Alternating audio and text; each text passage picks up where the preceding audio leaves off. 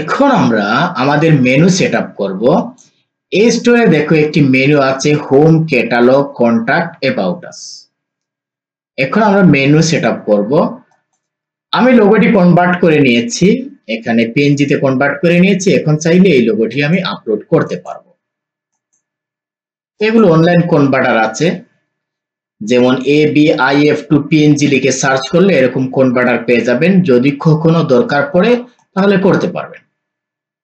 এখন যদি আমি এই লোগোটি আপলোড করি তাহলে এই লোগোটি আমি চাইলে আপলোড করতে পারবো। এখান থেকে থিম সেটিংয়ে ক্লিক করলাম, ক্লিক করার পর নিচের দিকে স্ক্রল করে এই যে চেঞ্জে ক্লিক করব।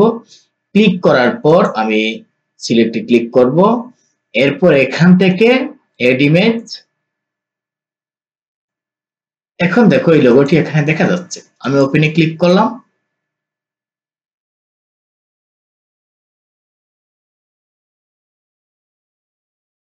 তারপর ডানে ক্লিক করব। ক্লিক করার পর এই লোগোটি এখানে চলে আসবে।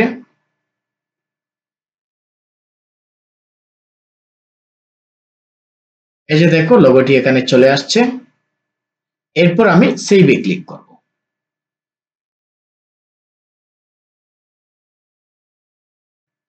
এরপর আমি এখান থেকে বের হয়ে যাব। বের হয়ে যাওয়ার পর এখানে আবার হেডারে ক্লিক করব। ক্লিক করার পর দেখো এখানে মেইন মেনু এখানে দেওয়া আছে। এখানে অটোমেটিক সিলেক্ট করা আছে। আমি এই মেনুটি পাওয়ার জন্য আমি চলে যাব এখান থেকে। আমি মাউসের রাইট বাটনে ক্লিক করে আরো একটি ট্যাব এখানে ওপেন করছি। এই ট্যাবগুলো আমি এখান থেকে রিমুভ করে দিচ্ছি।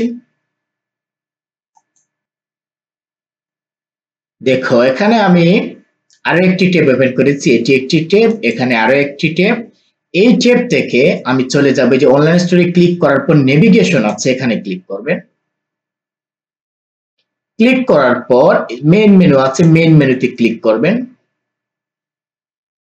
ক্লিক করার পর দেখো এখানে হোম পেজ, ক্যাটালগ আছে, কন্টাক্ট আছে, কিন্তু অ্যাবাউট আস নেই। অ্যাবাউট আসে কি থাকে? অ্যাবাউট আসে আমার কোম্পানি সম্পর্কে, আমার ওয়েবসাইট সম্পর্কে, আমার স্টোর সম্পর্কে কিছু তথ্য লেখা থাকে, মানে নিজের সম্পর্কে কিছু লেখা, নিজের ওয়েবসাইট সম্পর্কে লেখা। যেমন যদি আমি shopify.com এ যাই, প্রতিটি ওয়েবসাইটের একটি অ্যাবাউট আস পেজ থাকে। আমি একটু নিচের দিকে যাই, নিচের দিকে গেলে পেয়ে যাবো আশা করি। এই যে দেখো অ্যাবাউট, এখানে ক্লিক করলাম। ক্লিক করার পরে shopify.com সম্পর্কে, তাদের বিজনেস সম্পর্কে অনেক কিছু লেখা আছে। প্রতিটি ওয়েবসাইটে এরকম একটি অ্যাবাউট আস পেজ থাকে। যদি আমরা কোনো ক্লায়েন্টের কাজ করি তখন আমরা তাকে বলবো অ্যাবাউট আস এর কন্টেন্ট, মানে টেক্সট গুলো, ইমেজ গুলো যদি থাকে তাহলে এগুলো দিয়ে দিতে সে দিয়ে দেবে। ঠিক আছে, তারপর আমরা একটি অ্যাবাউট আস পেজে এই টেক্সট গুলো দিয়ে দেব। যদি ইমেজ থাকে ইমেজ আমরা অ্যাড করে দেবো, আর যদি ইমেজ না থাকে তাহলে শুধু যদি টেক্সট থাকে তাহলে টেক্সট গুলো আমরা অ্যাড করব। মনে করো এগুলো যদি হয় যে ক্লায়েন্ট মনে করো এই টেক্সট গুলো তোমাকে দিয়েছে, জাস্ট কপি করে নেওয়ার পর এখান থেকে যে পেজ আছে পেজে ক্লিক করবে। পেজে ক্লিক করার পর এখানে দেখো শুধু কন্টাক্ট নামে একটি পেজ আছে, আর কোনো পেজ নেই। এখান থেকে এড পেজে ক্লিক করবেন। ক্লিক করার পর এখানে লিখে দেব অ্যাবাউট। এরপর আমি এখানে যে টেক্সট গুলো কপি করেছিলাম এই যে শপিফাই থেকে, এগুলো আমি এখানে দিয়ে দিয়েছি। ঠিক আছে, এই টেক্সট গুলো ক্লায়েন্ট আপনাদেরকে দিয়ে দেবে। যদি কখনো আপনারা ক্লায়েন্টের কাজ করেন ক্লায়েন্টকে বলবেন টেক্সট গুলো দিয়ে দেবে, জাস্ট আপনারা এখানে পেস্ট করে দেবেন। পেস্ট করে দিয়ে তারপর সেভে ক্লিক করবেন। সেভে ক্লিক করার পর একটি পেজ তৈরি হয়ে যাবে। এরপর আবার নেভিগেশনে ক্লিক করবেন। নেভিগেশনে ক্লিক করার পর এরপর মেইন মেনুতে ক্লিক করবেন। এখন পেজ তৈরি করা হয়ে গেছে, কিন্তু আমাদের মেনুতে এড করা হয়নি। এখন যদি আমি আমার এখানে রিফ্রেশ করে দেখি তাহলে কিছু দেখতে পাবো না। এই যে হোম, ক্যাটালগ, কন্টাক্ট এগুলো অটোমেটিক তৈরি হয়, এগুলো এখানে থাকে। এখন যদি আমি এটি এড করতে চাই, এই যে নেভিগেশনে আমি ক্লিক করেছি, এরপর এখান থেকে আমি এড মেনু আইটেমে ক্লিক করব। আমি কি তৈরি করেছি? পেজ তৈরি করেছি। আমি লিংকে ক্লিক করব।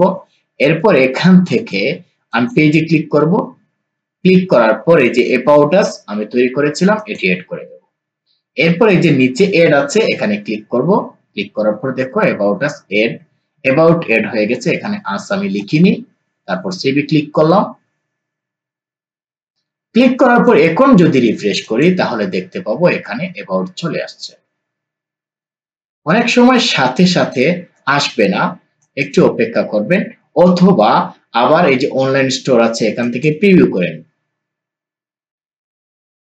এখনো আসে নাই, চিন্তা করার কোনো দরকার নেই, অনেক সময় একটু লেট হবে। আমরা যেহেতু এখানে দিয়ে দিয়েছি, এখানে সেভও করে ফেলেছি, কোনো চিন্তা করার কোনো দরকার নেই। একটু সময় অপেক্ষা করুন, এরপর দেখবেন এমনিতেই চলে আসছে। অনেক সময় রিফ্রেশ করার পরও যদি না আসে, কনফিউশন হওয়ার কোনো দরকার নেই। এখান থেকে অন্য একটি ব্রাউজার ওপেন করবেন, ওপেন করার পর এই ব্রাউজারের ইউআরএলটি পেস্ট করবেন। ইউআরএলটি পেস্ট করার পর এখানে আপনি ঢুকতে পারবেন না, একটি পাসওয়ার্ড চাইবে। পাসওয়ার্ডটি আবার এখানে স্টোরে দেওয়া আছে, এখান থেকে পেয়ে যাবেন। আমি এখানে অ্যাকাউন্টটি এখান থেকে এই যে অ্যাকাউন্টের যে ট্যাবটি এটি এখান থেকে আমি ক্লোজ করে দিচ্ছি। তারপর এই যে shopify.com এটি এখান থেকে ক্লোজ করে দিচ্ছি। এরপর আমি এখান থেকে বের হয়ে যাব। বের হয়ে যাওয়ার পরে যে নিচে আছে প্রেফারেন্স এখানে ক্লিক করব। অনলাইন স্টোরে ক্লিক করার পর নিচে প্রেফারেন্স আছে এখানে ক্লিক করবেন। ক্লিক করার পর এখানে নিচে একটি পাসওয়ার্ড আছে, দেখো এই পাসওয়ার্ডটি এখান থেকে কপি করে নেবেন। কপি করে নেওয়ার পর অন্য একটি ব্রাউজারে আমি ওপেন করেছি, এই পাসওয়ার্ডটি দিয়ে এখানে এন্টারে ক্লিক করব। এখন দেখো এখানে অ্যাবাউট আস চলে আসছে। এই যে ক্রোমের একটি সমস্যা হচ্ছে অনেক সময় ক্যাশগুলো ধরে রাখে। এই ধরে রাখার কারণে যে সমস্যাটা হয়, আমরা সাথে সাথে অনেক কিছু চেঞ্জ হয়ে যায়, কিন্তু অনেক সময় আমরা দেখতে পাই না। এই যে দেখো এখানে এখনো দেখাচ্ছে না।